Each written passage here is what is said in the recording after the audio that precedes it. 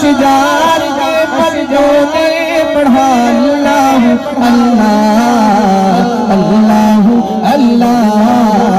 اللہ اللہ اللہ ونصلي على رسوله الكريم أما بعد فأعوذ بالله من الشيطان الرجيم بسم الله الرحمن الرحيم واضرب لهم مثلا أصحاب القرية إذ جاءها المرسلون إذ أرسلنا إليهم اثنين فكذبوهما فعززنا بثالث فقالوا إنا إليكم مرسلون قالوا ما أنتم إلا بشر مثلنا وما أنزل الرحمن من شيء إن أنتم إلا تكذبون قالوا ربنا يعلم إنا إليكم لمرسلون وما علينا إلا البلاغ المبين قالوا إنا تطيرنا بكم لئن لم تنتهوا لنرجمنكم وليمسنكم منا عذاب أليم قالوا طائركم معكم أئن ذكرتم بل أنتم قوم مسرفون صدق اللہ العظیم۔ ماقبل آیات مبارکہ میں اللہ سبحانہ و تعالی نے کافروں کی حالت بیان فرمائی کہ یہ حق چیز کو دیکھ نہیں پا رہے اور قرآن پاک کی نصیحت کو یہ قبول نہیں کرتے، تو ان کے لیے کچھ مثالیں اللہ تعالیٰ نے بیان فرمائی۔ آج کی ان آیات مبارکہ میں اللہ سبحانہ و تعالیٰ نے ایک بستی کا واقعہ بطور مثال کے اور عبرت کے لیے سمجھانے کے لیے، تاکہ لوگ اپنے کفر سے اور شرک سے اور نافرمانیوں سے باز آ جائیں۔ اللہ تعالیٰ نے قرآن کریم میں بہت ساری اقوام کے حالات بیان فرمائے، ان کی طرف جو انبیاء بھیجے گئے ان انبیاء علیہم السلام کا تذکرہ بھی اللہ تعالیٰ نے قرآن میں کیا، پھر ان بستی والوں نے دعوت کو قبول کیا یا انکار کیا۔ بہت سارے واقعات اللہ تعالیٰ نے یہ بھی بیان فرمائے، پھر بستیوں کی ہلاکت کو بھی اللہ تعالیٰ نے قرآن پاک کی مختلف صورتوں میں ذکر کیا ہے۔ تو اس سورہ یاسین میں بھی اللہ تعالیٰ نے ملک شام کی ایک بستی تھی شہر انطاکیہ، یہ ایک بستی تھی مشہور یہی ہے کہ اس بستی کی طرف اللہ سبحانہ و تعالیٰ نے سب سے پہلے 2 رسول بھیجے، انہوں نے آ کر ان کو اللہ کا پیغام دیا، اللہ کا پیغام ان تک پہنچایا، اور یہ بستی والے انتہائی نافرمان تھے، مشرک تھے، اور اللہ تعالیٰ کے ساتھ یہ شرک کرتے تھے۔ جب وہ 2 رسول ان کی طرف آئے، بھیجے ہوئے آئے، تو انہوں نے ان کو اللہ کا پیغام دیا، سمجھایا اور انہیں بتایا کہ یہ کفر کا راستہ ہے، یہ شرک کا راستہ ہے، اس کو چھوڑ دو۔ اس کے مقابلے میں انہوں نے توحید کا راستہ انہیں بتایا کہ اللہ تعالیٰ کی عبادت، اللہ تعالیٰ کی بندگی، اصل جو انسان کی پیدائش کا مقصد ہے وہ اللہ تعالیٰ کی عبادت ہے، ان کو بتایا، لیکن انہوں نے ماننے سے انکار کر دیا، کہنے لگے کہ ہمارے آباء و اجداد بھی اسی راستے پر رہے جس راستے پر آج ہم چل رہے ہیں۔ یہ لوگوں میں بہت بری عادت رہی ہے اور لوگوں کی تباہی کا یہ ایک بہت بڑا سبب ہے کہ جب انہیں حق بات بتائی جائے تو کہہ دیتے ہیں ہمارے باپ دادا بھی تو یہی کرتے رہے، وہ بھی تو اسی راستے پر رہے، حالانکہ اگر وہ غلطی پر تھے تو یہ اولاد بھی اسی غلطی پر چلتی ہے، برے کام میں، اچھے کام میں کبھی پیروی نہیں کرتے، برے کام میں اپنے بڑوں کا نام استعمال، وہ بھی یہی کرتے رہے جی، ان کے ساتھ بھی رہا، تو اس لیے ہم بھی اسی راستے پر رہیں گے۔ مشرکین مکہ کی بھی یہی عادت تھی، تو ان لوگوں نے یہ جواب دیا کہ تم اپنی طرف سے ہمیں یہ باتیں بتاتے ہو، نعوذ باللہ اللہ پاک نے تمہیں نہیں بھیجا۔ جب ان 2 رسولوں کا انکار کیا تو اللہ تعالیٰ نے ایک تیسرے رسول کو ان کی تائید کے لیے بھیج دیا۔ یہ کتنے خوش نصیب تھے لوگ اگر یہ ایمان لے آتے، تب اگر ایمان نہیں لاتے تو پھر ان سے تو بڑا بدبخت کوئی ہے نہیں کہ ایک ہی وقت میں اللہ تعالیٰ نے 3 رسولوں کو ان کی طرف مبعوث کر دیا۔ ایک تیسرا رسول بھی ان کی طرف آ گیا، اس نے اپنے سے پہلے جو 2 رسول تھے ان کی تصدیق کی، ان کی تعلیم کو کامیابی کا سبب قرار دیا اور لوگوں کو کہا کہ یہ جو بات بتا رہی ہیں یہ حق ہے، یہ سچ ہے، یہ اللہ کا پیغام ہے۔ اب وہ جو 3 رسول تھے اس میں مختلف روایات ہیں۔ بعض روایات میں یہ ہے کہ وہ جو 3 رسول بھیجے گئے ان میں سے ایک کا نام صادق تھا، دوسرے کا صدوق اور تیسرے کا شمعون، اور یہ ملک شام کی بستی انطاکیہ تھی، اس کی طرف اللہ تعالیٰ نے ان 3 رسولوں کو بھیجا۔ ایک روایت کے مطابق یہ حضرت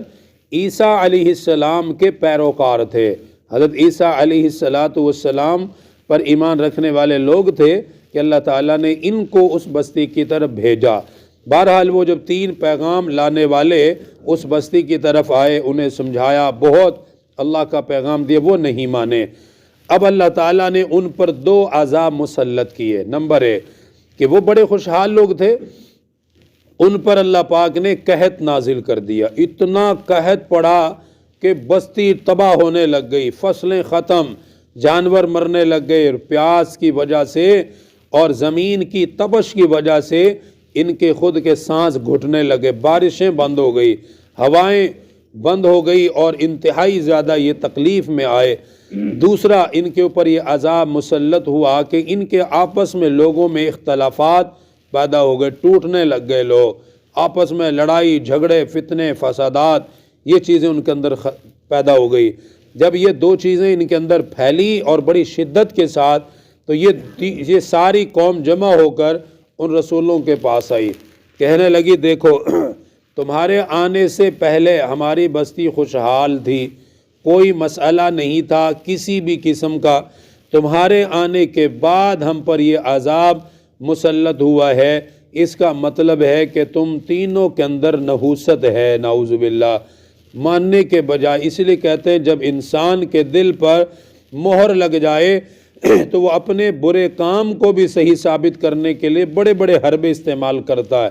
ماننے کے بجائے الٹا ان رسولوں پر یہ الزام لگایا کہ تمہاری وجہ سے ہمارے اندر اختلافات اور یہ ہمارے اوپر یہ عذاب آ رہا ہے، یہ تمہاری وجہ سے، تم سے پہلے یہ چیز نہیں تھی، تمہارے آنے کے بعد یہ معاملہ ہوا ہے۔ ان رسولوں نے یہ فرمایا کہ تمہاری نحوست تمہارے ساتھ ہے، ہم نے تو تمہیں اللہ کا پیغام بھیجا ہے۔ یہاں یہ سوال ہے کہ ان لوگوں نے جو یہ بات کہی تھی یہ بات بھی درست تھی کہ پہلے وہ لوگ بڑے خوشحال تھے، ان پر کسی قسم کا کوئی عذاب نہیں تھا، جب وہ رسول آئے انہوں نے پیغام دیا تو قحط میں مبتلا ہو گئے۔ یہ سوال ہے، تو اس کا جواب یہ ہے کہ اللہ تعالیٰ کسی بھی بستی پر اس وقت تک عذاب نہیں بھیجتا جب تک انہیں سمجھانے والا کوئی نہ آئے، انہیں بتانے والا کوئی نہ آئے۔ جب اللہ تعالیٰ کسی بستی کی طرف رسول کو بھیج دے، نبی کو بھیج دے، وہ جا کر اللہ کا پیغام دے دیں تو اس سے حجت تمام ہو جاتی ہے۔ جب حجت تمام ہو گئی تو پھر اللہ تعالیٰ کی طرف سے عذاب مسلط کیا جاتا ہے کہ ایک کام پورا ہو گیا ہے، کہ پہلے اگر عذاب آتا تو یہ کہتے ہمیں تو بتایا ہی نہیں تھا، ہمیں تو سمجھایا ہی نہیں گیا، ہمیں کیا پتا کون سا راستہ صحیح ہے کون سا خراب ہے، تو اس وقت یہ عذر کر سکتے تھے۔ اللہ تعالیٰ نے اس لیے پہلے ان پر عذاب نہیں بھیجا، سب سے پہلے رسول بھیجے، پیغام دیا، پھر نہیں سمجھے تو اللہ تعالیٰ نے ان پہ عذاب کو مسلط کر دیا۔ تو یہ بستی کا واقعہ اللہ تعالیٰ نے یہاں ذکر کیا ہے۔ دیکھیں فرمایا وَضْرِبْ لَهُمْ مَثَلًا أَصْحَابَ الْقَرْيَةِ، آپ بیان کریں ان کے لیے ایک گاؤں کی مثال۔ اِذْ جَاءَهَا الْمُرْسَلُونَ، جب آئے ان کے پاس بھیجے ہوئے رسول۔ اِذْ أَرْسَلْنَا إِلَيْهِمُ اثْنَيْنِ، فرمایا جب بھیجے میں نے ان کی طرف 2 رسول پیغام لانے والے، فَكَذَّبُوهُمَا، تو ان بستی والوں نے دونوں ہی کا انکار کر دیا۔ فَعَزَّزْنَا بِثَالِثٍ، اللہ تعالیٰ نے فرمایا پھر میں نے تیسرے رسول کو ان کو قوت دینے کے لیے، ان کی تائید کے لیے بھیجا۔ فَقَالُوا إِنَّا إِلَيْكُمْ مُرْسَلُونَ، تو ان سب نے یہ کہا کہ بے شک ہمیں تمہاری طرف رسول بنا کر بھیجا گیا ہے۔ تینوں نے یہ اللہ کی طرف سے پیغام دیا۔ انہوں نے آگے سے جواب یہ دیا بستی والوں نے، قالوا ما انتم الا بشر مثلنا، کہنے لگے کہ تم تو ہماری طرح ایک انسان ہو، کھاتے ہو پیتے ہو، تو ہم تمہاری بات کیسے مان لے۔ یہی نبی پاک صلی اللہ علیہ وسلم پر بھی کافروں نے یہ اعتراض کرنے کی کوشش کی تھی، حالانکہ بے وقوفانہ یہ کوشش ہے۔ اللہ تعالیٰ انبیاء کو انسانوں میں سے ہی بھیجتے ہیں تاکہ وہ انسانوں کی ضروریات کو سمجھ کر ان کی اصلاح فرما دیں۔ اب دیکھیں کوئی فرشتہ نبی بن کے آئے تو فرشتے کو کیا پتہ انسان کے کیا معاملات ہیں، انسان کی کیا ضرورتیں، اس نے کیا کھانا ہے کیا پینا ہے، کیونکہ فرشتہ تو کھاتا پیتا نہیں ہے، نہ وہ آرام کرتا ہے نہ وہ تھکتا ہے۔ انسان تھکتا بھی ہے، کھاتا بھی ہے، پیتا بھی ہے، لیکن اللہ تعالیٰ انسانوں میں سے اعلیٰ ترین لوگوں کو دنیا میں بھیجتا ہے۔ ہم جیسے نہیں ہوتے، ان کے دیکھنے میں چہرہ، ہاتھ پاؤں انسانوں کی طرح ہی، 2 ہاتھ 2 پاؤں وہی چہرہ، لیکن انبیاء علیہم السلام کی صفات اور ان کا مقام بہت بلند و بالا ہوتا ہے۔ اب نبی پاک صلی اللہ علیہ وسلم ظاہراً 2 ہاتھ ہماری طرح 2 ہی پاؤں تھے، لیکن آپ صلی اللہ علیہ وسلم کا جو مقام، جو منصب، یہ ایسے ہی جیسے زمزم کا پانی، دیکھنے میں تو پانی ہے، وہ بھی پانی ہے، عام ہمارا پانی ہے، لیکن زمزم کے پانی کی الگ ہی خصوصیات ہیں، اس کے اندر الگ ہی تاثیر ہے۔ تو اسی طرح انبیاء علیہم السلام کی شان، مرتبہ، ان کی صفات بہت بلند و بالا ہوتی ہیں، اس لیے ان کو اپنے جیسے کہنا کہ یہ تو بالکل ایسے ہیں جیسے ہماری طرح، یہ بے وقوفی ہے کہ ظاہری طور پر اعضاء تو وہی ہیں، لیکن ان کے اندر کے جو کمالات ہیں وہ بہت اونچے درجے کے ہوتے ہیں۔ تو ان لوگوں نے یہی کہا، قالوا ما انتم الا بشر مثلنا، یہ تو ہم جیسے ہی انسان ہیں،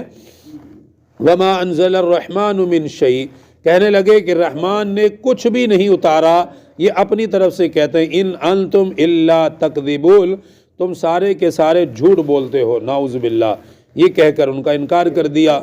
ان رسولوں نے کہا، قالوا ربنا یعلم انا الیکم لمرسلون، کہنے لگے کہ ہمارا رب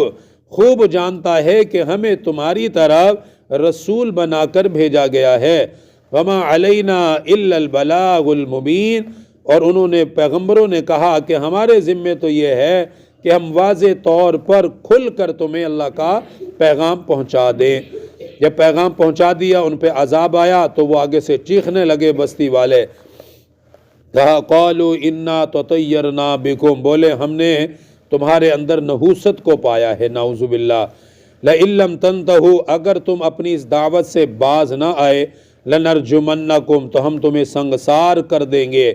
وَلَيَمَسَّنَّكُم مِّنَّا عَذَابٌ عَلِيمٌ، اور ہماری طرف سے تمہیں دردناک عذاب پہنچے گا کہ ہم تمہیں ماریں گے، پیٹیں گے، یہاں سے نکال دیں گے، ڈرایا دھمکایا۔